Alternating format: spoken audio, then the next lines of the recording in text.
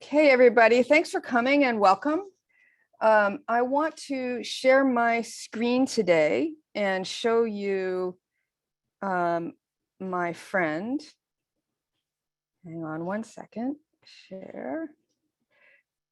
So this guy is Billy Comanche. He is a very majestic horse. And he is the first horse that I met when I first started to come as a client to equine coaching.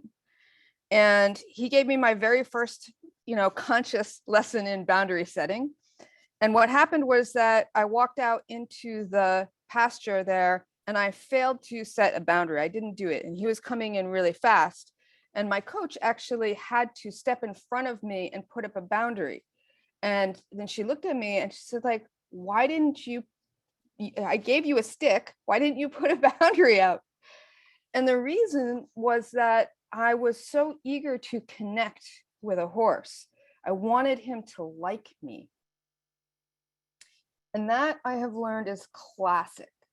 When we don't assert our boundaries, it's usually because we want to be liked and we want to connect.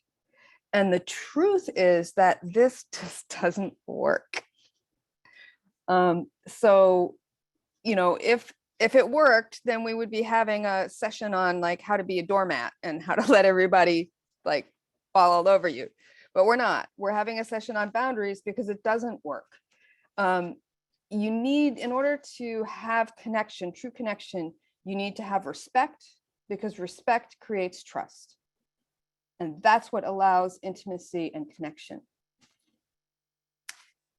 So today, we're going to talk a little bit about, let me stop sharing my screen. We're going to talk a little bit about, oops, I just did something. About why this is important, right? What's important for you. So please go ahead and think as I'm talking about why this is important for you. And if you feel so moved, put one thing in the chat, one area where you experience boundarylessness, right? One area for you that would be really important to change or fix so that you were asserting your boundaries there.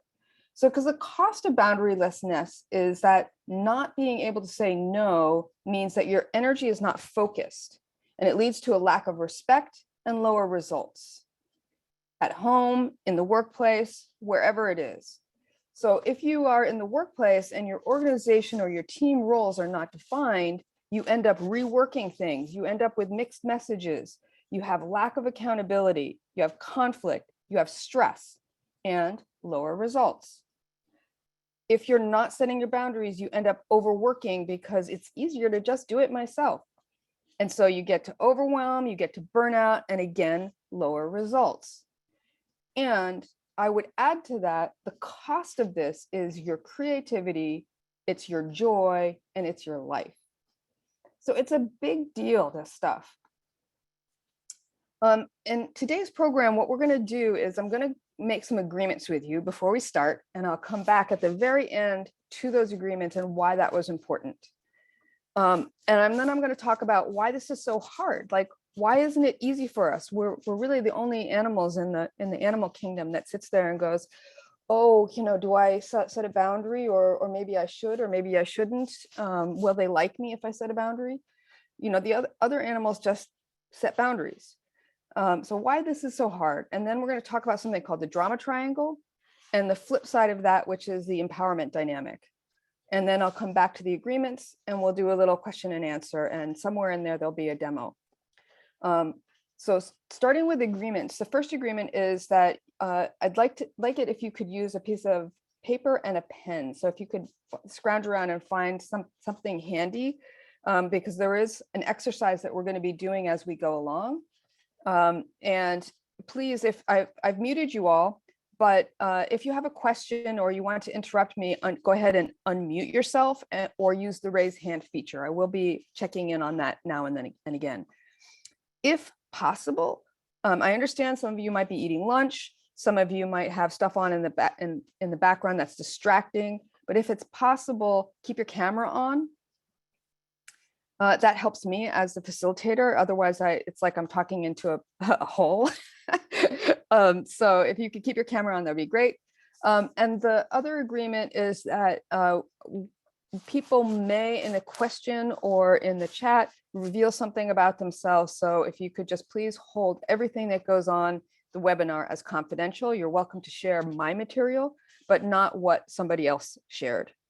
And on that note, also, in terms of your own interactions, please be responsible for yourself. Okay, so let's come back to, is there any reason why anybody would not be able to keep those agreements?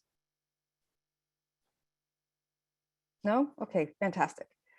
So in the chat of areas of focus, we've got work. We've got not speaking my truth because of fear of not pleasing others. That's classic. We were just talking about that. Feeling too many of other people's feelings, even if I am setting verbal boundaries. Oh, that's interesting. Yes, you sounds like you're an empath, Larissa. And staying away from people in order to not feel so much. Yeah, so isolation instead of connection, because working on that boundary issue. So yeah, that can be painful. Thank you for sharing that. Okay, so I'll try and address something to those things as we go along. And come back to share my screen again. And I'm toggling back and forth to share the screen because I do want to interact with you and not just do a PowerPoint. The core thing about boundaries, the core problem, if you would, of boundaries is that there is a confusion of ownership. Okay, so pictured here on the left is my backpack when I walked the Pacific Crest Trail. And on the right, there's the Roadrunner finally getting smushed by the coyote's boulder. And what happens when we're confused about ownership of a problem is that we don't set boundaries. So that backpack that you see, I had a friend who drove me out to the trail, in his words, so that he could laugh at me before I started. But when he saw my backpack, this big, huge backpack, and he knew how out of shape and at that time overweight I was, he started to get really concerned. But he also understood that it was my journey, my backpack, and my problem to solve. So he dropped me off and he went home, right? And that's the trick. A lot of times we try to take somebody else's backpack away from them, and we all have problems. We all have things that we need to do. So the first lesson, if you would, of boundaries is that question, asking before you make a move, energetically or physically, is this actually my backpack or is it somebody else's problem? And if it's not, if it's somebody else's problem, is it just a backpack or are they actually about to be smushed by the boulder? Because sometimes in life, you know, somebody is really in trouble, we do have to take action and help them. And it can get very gray. In one of the classic books on boundaries, it's written by two gentlemen, Cloud and Townsend. They're both psychologists. And that one of them gave this story of when he had a client, and the client was a couple, parents of an adult son. And they came to him and they said, can you help our son, right? It was classic failure to launch, but this guy had been not just sitting at home at their house doing things or not, you know, working, but he had, you know, failed out of college. They had put him in another college and he still failed out. They had gotten him a job and he failed that. He was drinking. He was not contributing at all to life. And so they came to the psychologist, they described everything and they said, can you help him? And the psychologist said, no, I can't. Because you've taken his problem. He doesn't have a problem. You've taken it from him. So that is a classic confusion of ownership where, you know, figuring out where are those boundaries. So a lot of times when people come to me with this issue about boundaries, what they're coming to is like, they're in overwhelm. And I saw a couple of you had that issue in the, when you said your issue in the chat of, people are asking me professionally, I'm in, complete overwhelm. I'm constantly doing other people's work. And so just to give you one thing to put in your back pocket for today, right off the bat, is this little phrase. This comes from Oprah Winfrey's work. And she says, saying no, you just say, no, that doesn't work for me. And you stop talking. That's the trick. Okay. Now on the right of this slide, you see this picture of a yard. And there's a couple of things I want you to notice about this yard. There's a fence in the yard that is separating out the neighbor's yard on one side and some nature in the front there. The yard has a gate because we don't want to be over boundaried to where nobody can get in and we get isolated.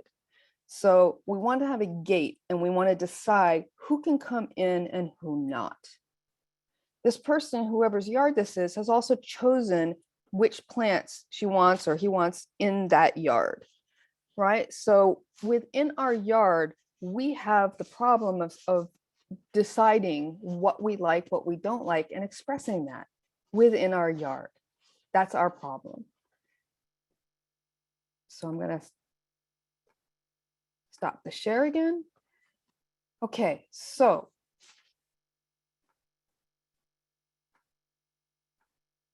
what exactly is a healthy boundary, right? So there was just that picture of a yard. It's a great metaphor. You've all heard the expression, good fences make good neighbors.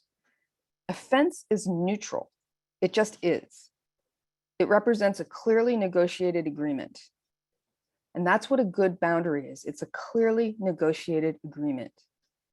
You are responsible for your own problems, what goes on inside your yard only. So there's no annexing somebody else's yard. There's no looking over and directing what somebody else is doing in their yard, in their problem. And there's a gate.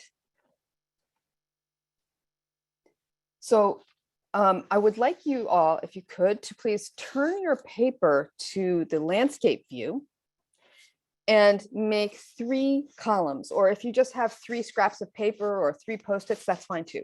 3 columns, right? There's a plus sign on one column, a minus sign over one column, and a plus / minus on the 3rd column, okay?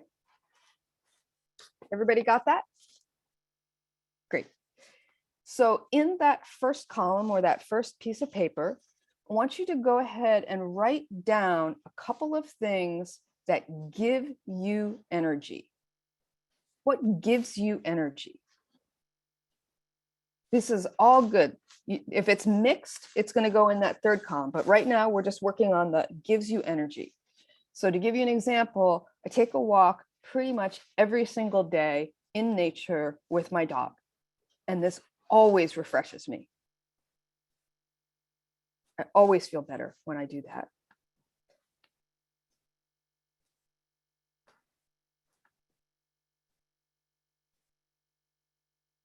What gives you energy? And then just pop one thing or 2 things, maybe if you want, into the chat. What gives you energy? What's consistent? And related to boundaries, it means what's worth protecting, right? What is clearly in your yard that is worth protecting for you?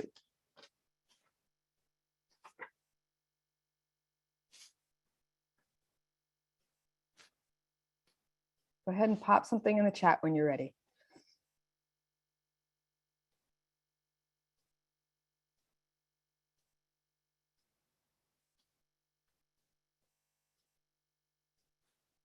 Rest or me time. Like it. Thank you, Melissa.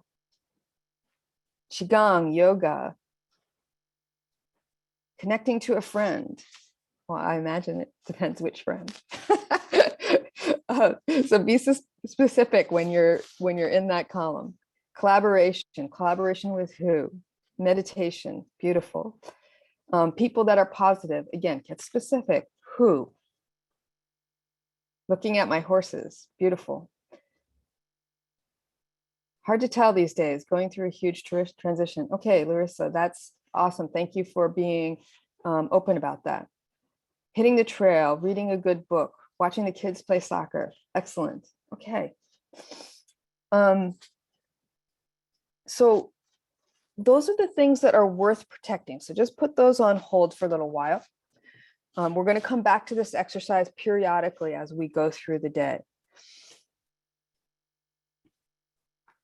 So getting back to our brain and what's going on when we don't set a boundary, okay? So when we don't set a boundary, it's usually because we have old programming.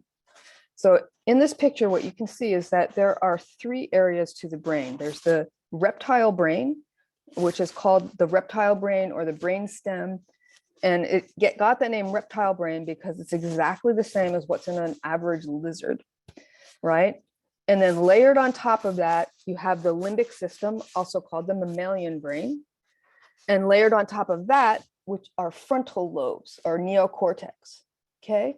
Now, this reptile brain and the limbic system or mammalian brain is called those things because they're just like a critter. So I call them the critter brain, right? And what will happen is that critter brain comes online in our brain much earlier than the neocortex. That critter brain, especially the reptile brain, is wired up when we are in utero. And it has one job and one job only, the reptile brain, and that is to keep us safe.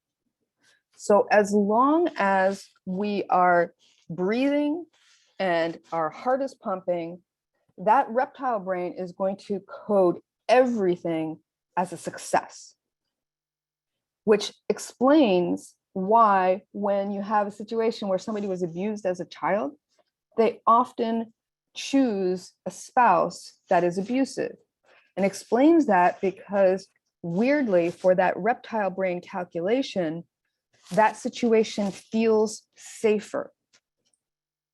It doesn't care about quality of life. It cares about survival. So then what happens is that child develops, this comes online, and it wants different things. It wants to connect with horses. It wants to, have wonderful things in life and a beautiful relationship. And this one is telling something different. It's often called cognitive dissonance because it's perfectly capable as a human being to believe 2 things at once, right? Your brain is perfectly able to hold, I am a worthy person. I deserve a great career. I want to assert myself at the same time as I don't matter. I'm a big pile of dog poo. And that could come on really, really young. And it was in reaction and got imprinted to some kind of situation.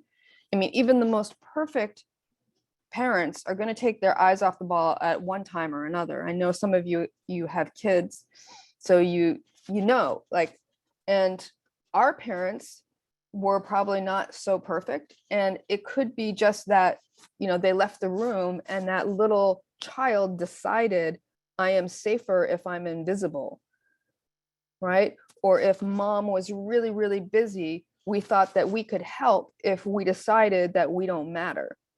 And somehow that got imprinted and it didn't go away. It just stayed there. So there's this old programming that often dictates who we are and what we do that's in conflict with who we want to be.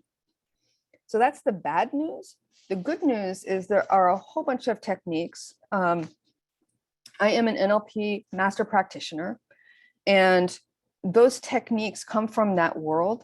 That whole toolbox was created by a couple of guys, and it got a pretty bad rap in like the 70s and 80s because people misused it. They used it to manipulate. The reason that they were doing that, though, was because the toolbox actually worked, right? It worked to re-imprint things. It worked to change people's behavior. So they ended up using it in a way that's not great. And it can also be used to make positive changes. And that's what I hope I do. It's a very powerful toolbox. So what happens when we don't set boundaries is this old belief, like I was talking about earlier, of I don't matter. And the calculation is, if I blank, if I set a boundary, if I, assert myself at my job, I'll be abandoned and rejected, or I'll be fired, I'll be thrown off the island. Like this bad thing will happen. I'll lose my relationship. And it's just that old critter brain wiring in conflict with the who you want to be. So I do this 5-week boundary course, which is a follow-up from this webinar. And we do a lot of change patterns in that course. Okay. So let's move on to the second part of the exercise, which is that middle column, or that piece of paper that has the minus on it, on the heading. So what things drain your energy? Okay. What things drain your energy? For example, I am highly sensitive to noise. And there's, a neighbor of mine who, it's like every day they're out there with one of those blowers, and it drives me crazy. And every time that I hear that, leaf blower thing going, my whole body tenses up. What things drain your energy? And just pop a few into the chat. Oh, Jane was asking, what is the name of the toolbox you mentioned? Pardon me, it's NLP. It's called Neuro-Linguistic Programming. Oh, can you put that slide back up for a little bit, Larissa? Could you tell me which one, please? The brain one?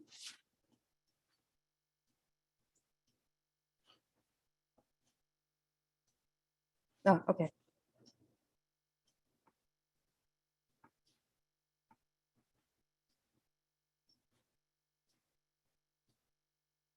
And Larissa, I will be, when I send out the recording, I will also send out a PDF of these slides, so you can look at it then too. And I'm going to stop the share so I can see you all again. Criticism, great. Harsh voices.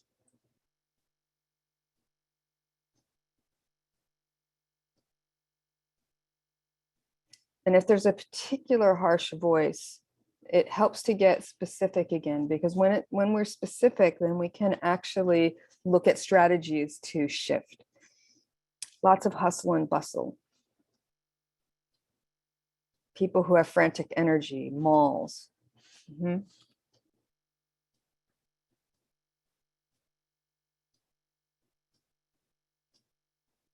Okay. And think to yourself, if there's anybody in your life, a specific person who drains your energy, or a specific situation. You don't have to put it in the chat, but overwhelm and chaos. Yeah. So again, be specific. Where? At work, with a certain person. You don't have to put it in the chat, but just be thinking as you're workshopping this. Okay. Excellent. Thank you all. Because there's 3 strategies that help with minimizing these negative drains. And it's ditching, meaning just don't do it, right? With malls, I can't tell you the last time I've been in a mall. I find them draining too. I don't go. And if I have to go, I minimize the amount of time I'm in them. So maybe you cannot do that activity. That's one answer. Another one is delegate, right? And you may or may not be able to do that, right? So I mentioned that I take my dog for a walk. That's one of the good things about her. One of the bad things about her is that she has this really shrieky bark. Now, I'm not somebody who delegates training, but that would be something that could be a choice, right? So that you could delegate and hire somebody to do that activity. Another strategy would be defer. So I defer a lot of my bookkeeping until one time a year, or like I do do pieces of it per quarter, and I do one big thing at the end. I don't have a lot of that bookkeeping, so I can get away with that, but other people can't. So can you defer something? And when you defer it, you're doing it out of choice. That makes it different than procrastination, right? Okay, so Todd, lack of clarity, purpose, and ownership in work, major shifting and complexity in work environment. Yeah, that would be draining. And the last strategy is to manage those things, right? So with the shrieky bark, I haven't been able to train that out of my dog, but what I can do is I'm online right now, so I manage the situation by putting her in the crate, right? So those are some choices that strategic choices you can think of in terms of minimizing the impact of the things that drain your energy. People who shoot ideas down before looking at them. Yeah, that one's a big one for me too. Great. Okay, so coming back to our slideshow here.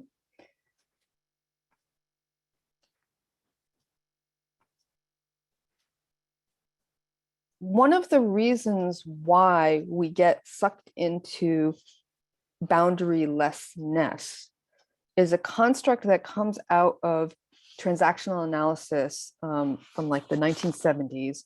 The term was coined by a guy named Stephen Cartman, and it's the drama triangle. So it's called the drama triangle because it makes really good drama. If you look at any play or movie or other sorts of media entertainment, you'll find these three roles: the victim, the persecutor, and the rescuer. And while it's really entertaining and exciting when you see it on the screen, it really is not fun when you're living it. And here's the thing about the drama triangle. The first thing to remember is that the energy of it, the structure of it, is very, very stable. Once you are in drama, in conflict with people, with a group of people, or with a thing, because, excuse me, these roles can also be played by things, it tends to continue. But the roles themselves shift, and they can shift in a conversation like that, just a nanosecond. 1 minute, you think that you're coming in to save the day, right? Because everybody wants to perceive of themselves as the rescuer. But the rescuer is not really a great role, because when you are rescuing, you are still in the drama. And what you're actually doing is creating a victim and creating a persecutor, right? So I work with clients and I see this like every day. They'll go in, they go too far with somebody who reports to them. They're rescuing them instead of putting the problem in the right place. And that person doesn't like it because they've now become the victim. So that person lashes out, making them in their mind more powerful by they become the persecutor, but they feel justified. And the person who came in as the rescuer goes to victim. And then maybe they respond, and now they're the persecutor, right? And there's also a difference between, like, you may think you're coming in to rescue, but you are being perceived as the persecutor. So the roles shift around very, very quickly, but the energy of it is the energy of boundarylessness, no boundaries. It's the energy of problem orientation, okay? Everybody is reactive. And if you study anything about leadership development, there's many models of leadership development that talk about reactive qualities or tendencies and creative tendencies. So when you're in the drama, it's reaction, it's pure reaction. So in the drama cycle, the problem comes in, whatever happens, and it creates tension, it creates anxiety in people, and they react in order to control the situation. So each of those three roles, in their reaction, in their default reaction and what they do, thinks that they are helping the situation, that they're controlling their anxiety. So for the persecutor, what they typically want is they want action. And so they jump into doing something. And from their point of view, they're creating something new. They're moving it forward. The rescuer responds with, you know, da, da, da, I'm going to save the day, right? And so they get a little adrenaline squirt and they control their anxiety by doing things for other people. And the victim, in a weird way, they control their own anxiety by doing essentially an upside down turtle, right? By going into helplessness. So that's the sort of bad part, that the structure of the energy that happens when one person is focused on the problem and creates boundarylessness. We pull other people in. So you can get drafted into this. If somebody does a really strong victim, you can get drafted into a role. And excuse me, you can do all three yourself. Like, which of us haven't bounced around in those three roles? Okay, so let's come back and let's look at that third column, right? That third column of plus and minus. You know, what are some situations where you've got a little bit of both? Like I mentioned, my dog, you know, there's great things about her, and then there's stuff that she does that's really draining.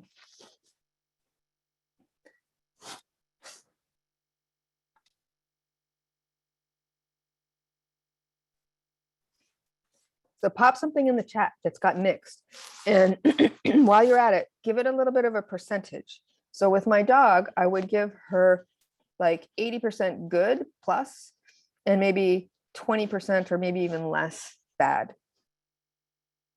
With social media, I would say it's like 5% good. I know there's some people on this call that only got here because of social media.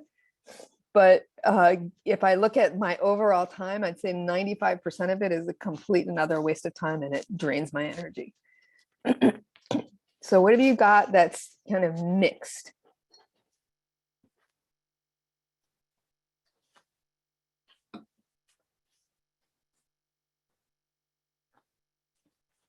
So go ahead and pop one thing into the chat.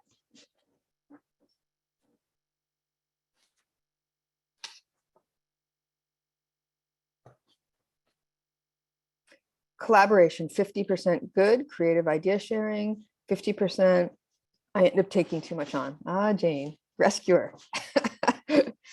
Yeah.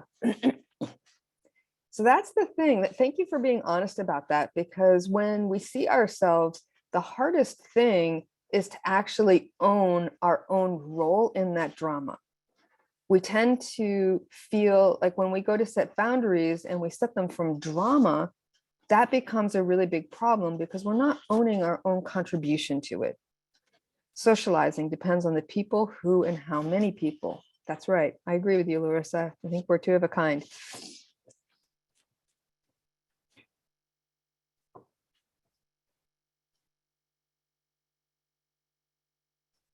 Anybody else want to pop something in?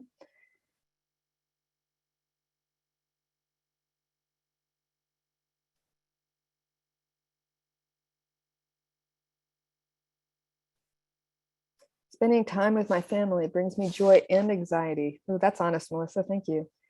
Coaching, when it's people that actually don't want to change, right, but say they will. Yes, I've experienced that. And so in those situations, I want you to just look at that through the lens of the drama triangle. When it's draining or when it's mixed, what's your role?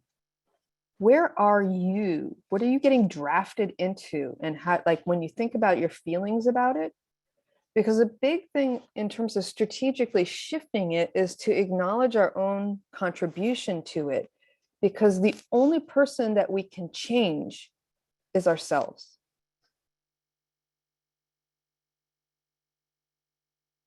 When we're in drama, the only person we can change is ourselves. Our choices, our preferences, our expressions. So I'm going to go ahead and share my screen here again. because we'll look at now the reverse of the drama. A guy came along relatively recently, like I think late 1990 or 2000, I'm not sure exactly, but his name is David Emerald. And he looked at Stephen Cartman's drama triangle and he worked with it. And he said, yeah, okay, that is true. I get that. I see that. But there's got to be something better. Like, how do we get out of this drama, right?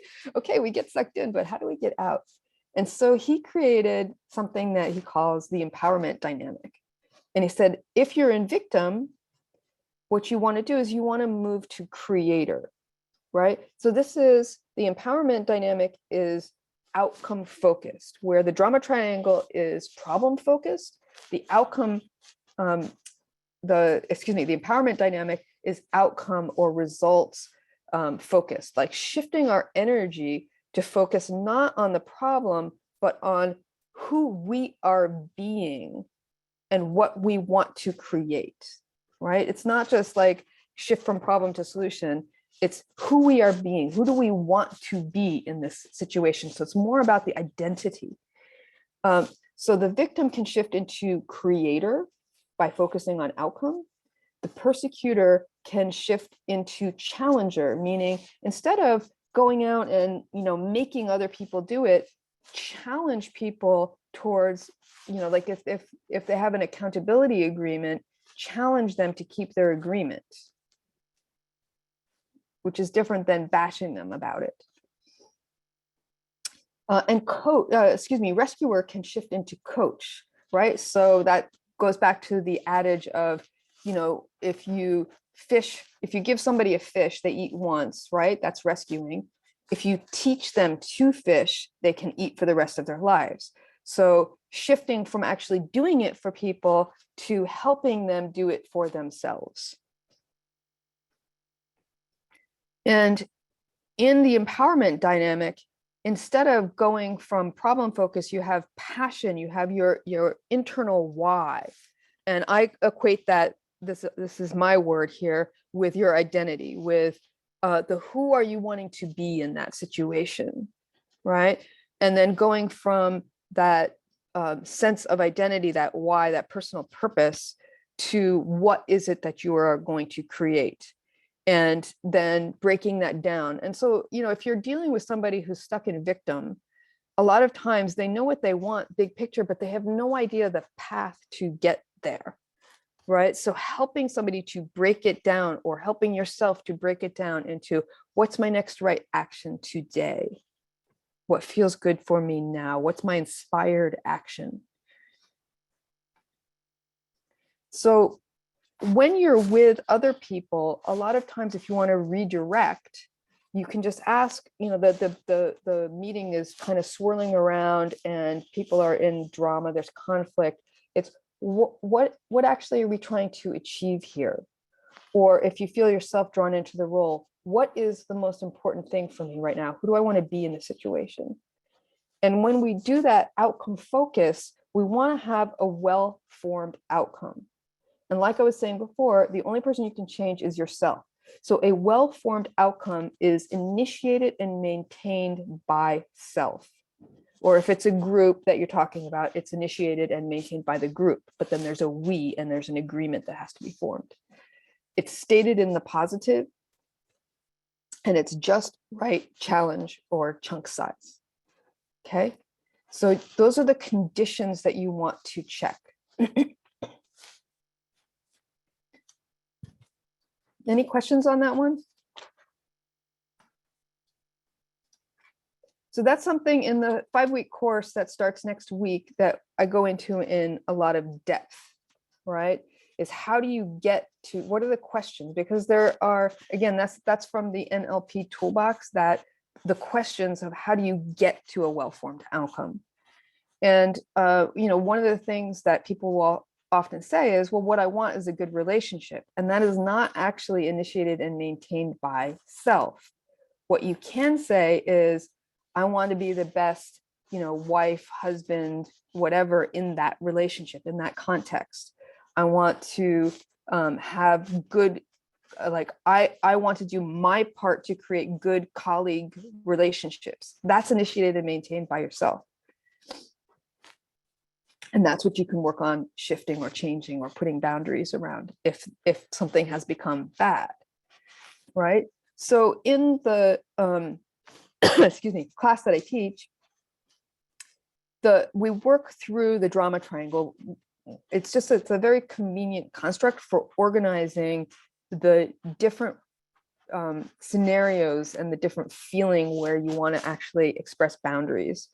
So we go through victim, we go through persecutor, we go through rescuer, and own our role in different situations, and workshop on how do we shift ourselves. You have access to an online portal where you can work on the internal shifts, and then we workshop things together so that you can work on the external, like what do I actually say in that situation? You can practice it. So let's try. I'm going to be looking for a guinea pig in a moment. Excuse me, some like dry thing just got in my throat.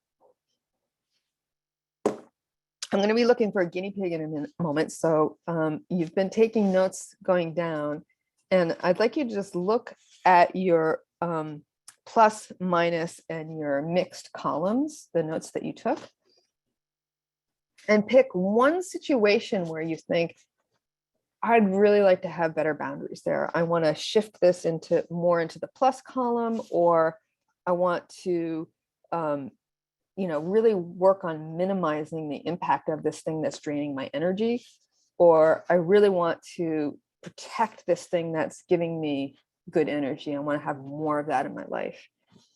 So pick one thing, and I'm going to ask for a volunteer.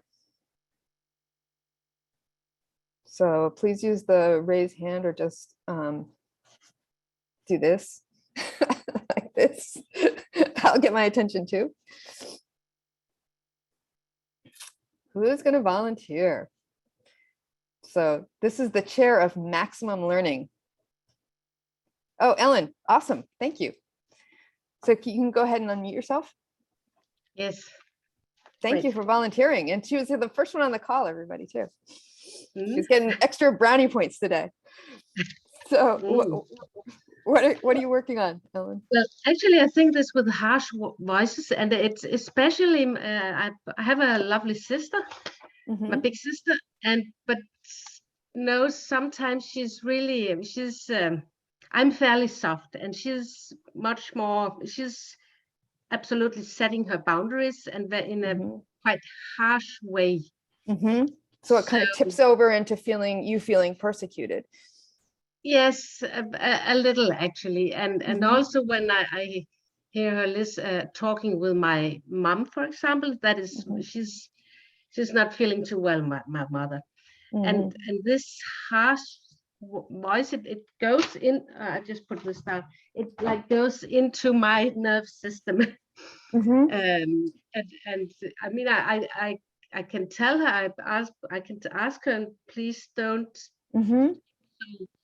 So it's like, oh, can we do this? And no, I don't want to do that. And but of course, for her, it's her way of being, and somehow I'm thinking, should I just being better in accepting it? Because of course, if other people talk like that too, it goes into my system and does something to me. So let me ask you this. In terms of accepting it, right? Again, we can only change ourselves. So the only thing that you can do here is to change your own internal state, your own internal reaction to it, not her behavior. Yeah. She may choose to change her behavior as a result of your change. But we don't have she's not on the call. We don't have the ability to change her, right? So if you could, like change how you're feeling about it so that when she did that behavior, it didn't press your buttons. I don't know if you have that expression. We call it Yeah. Okay. So if you could change your own your reaction to her behavior, what would that look like? What would that be? What would you want? What I would want, Mhm. in what sense? Hmm. So she does that thing and you feel shook up, right? Yeah. What would you, how would you like to respond instead? When she does that thing, how would you like to respond? Well, actually, a little more like Teflon, that it didn't go into my nerve system. Okay. So if it didn't go into your nerve system, what would be the state that you actually want?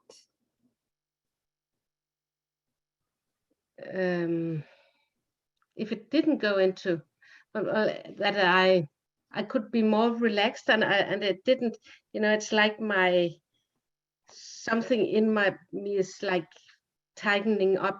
Mm-hmm. Okay. I would like that just to be loose. Mm-hmm. So you'd like to feel loose, that tightening not happening, loose. And it sounds like and Teflon, and it sounds like calm.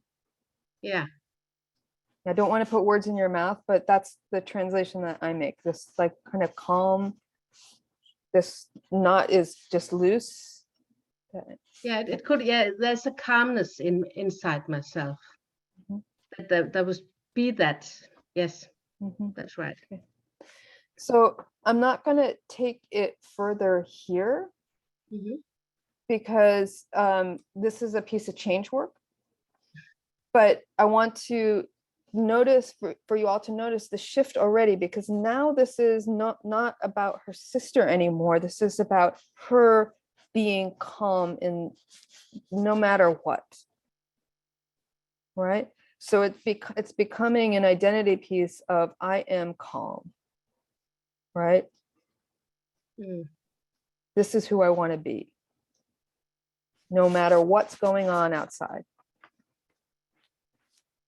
Okay. And I want to look at the other piece of this with you, Ellen, which is what she's doing relative to your mother, which is a little bit different. Mm. Okay. So because it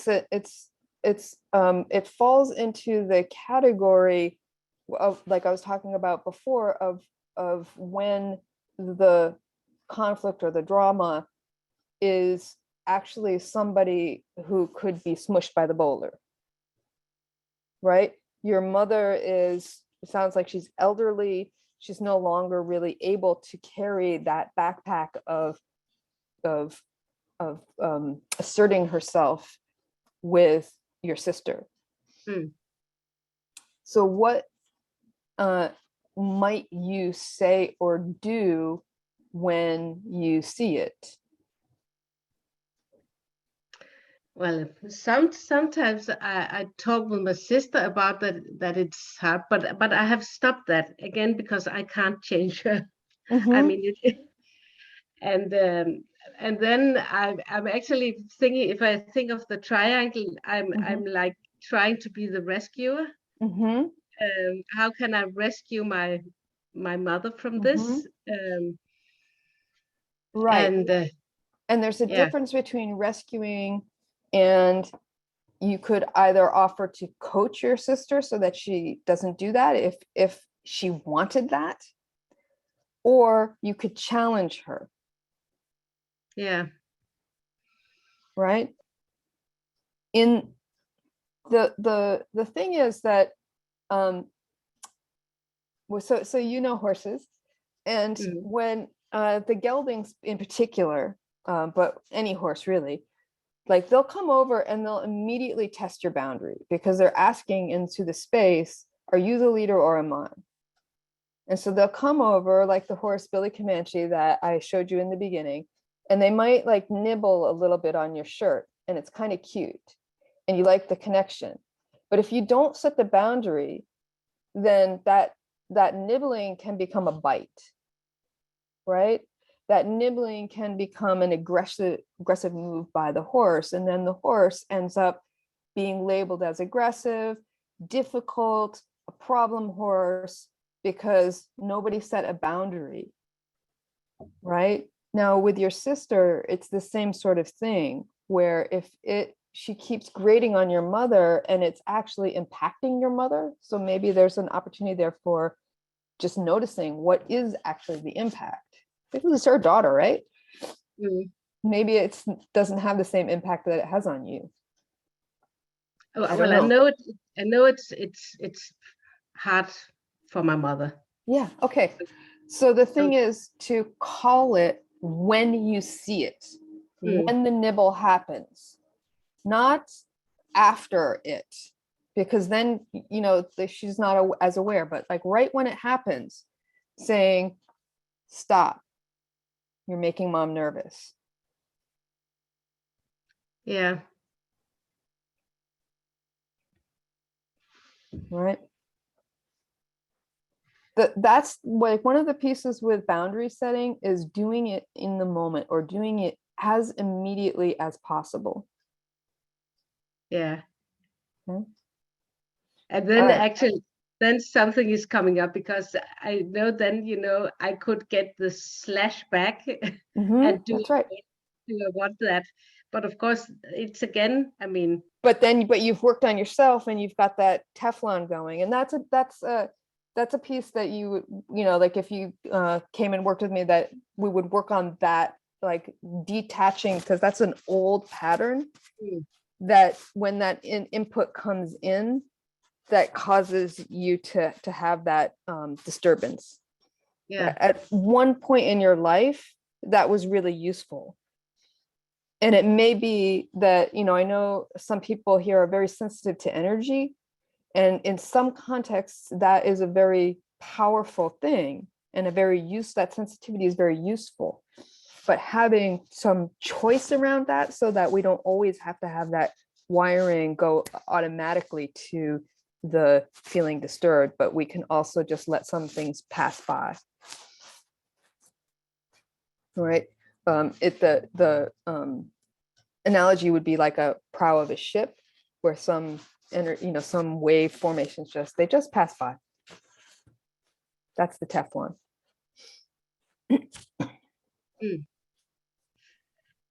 Okay. Good. So let's come back to any questions, by the way, on that piece, or anything else that we've talked about today? Okay. So going back to sharing screen.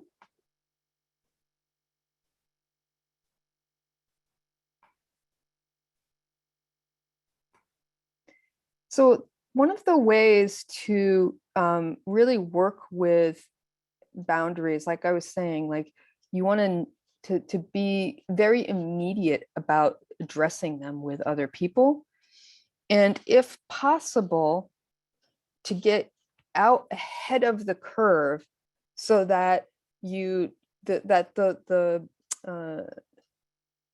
have to go into drama. You don't have to shift anybody out of drama, but you are proactively putting yourself and others into the empowerment dynamic. You want to go for agreements, right?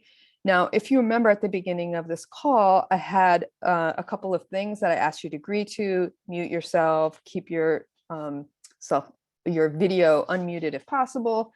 And then I asked, is there any reason why anybody can't agree to that?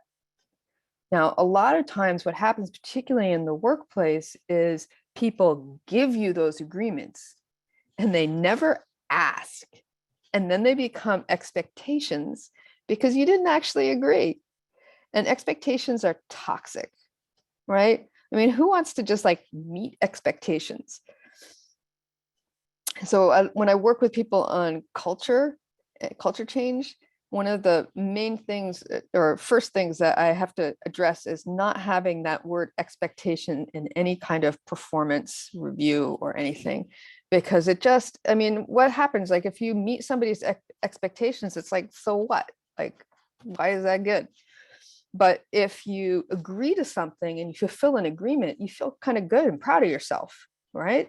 It's different. It's totally different feeling. So when you set the agreement with somebody who reports to you or with somebody who is elsewhere, like a peer or whatever, you want to create the agreement, and you always want to ask and make sure for yourself too, like measure your own capability. Can I actually keep this agreement before we actually make it and shake hands on it? Right? So asking that moment when you ask, is there any reason why you would not be able to do this, allows people to think through what they have to do, and then they have different questions about what they're about to do, because they're actually thinking through, will I be able to do this? So it's a very, very powerful thing. And that's another piece that we talk quite a bit about in the course. So just to kind of wrap it up today, we're getting close on time. So healthy boundaries are about willingness. It's cultivating the willingness to say no, willingness to challenge, willingness to let something or someone fail sometimes, right? It's not actually your problem. You need to put it into the court of the person who actually owns the problem, and it may fail. So cultivating that willingness and doing your own work so that you're negotiating agreements that honor your mattering and responding from healthy self-love when there's no agreement, right? Because we can't possibly be proactive about everything, but we have to know, like, if there is no agreement, we don't want to respond from the drama, right? Okay, so to wrap up, I've been mentioning this a couple of times now. I have the Empowered Boundaries course coming up next week. It's a 5-week course online. It's typically a small group like we have today, so that everybody gets a chance to have a little workshopping like I did with one person today. If you're interested, it's on my website, choicepointleadership.com/boundaries. And that is it for today. So I'll stop sharing and I will stop for the recording. Oh, here we go. Stop.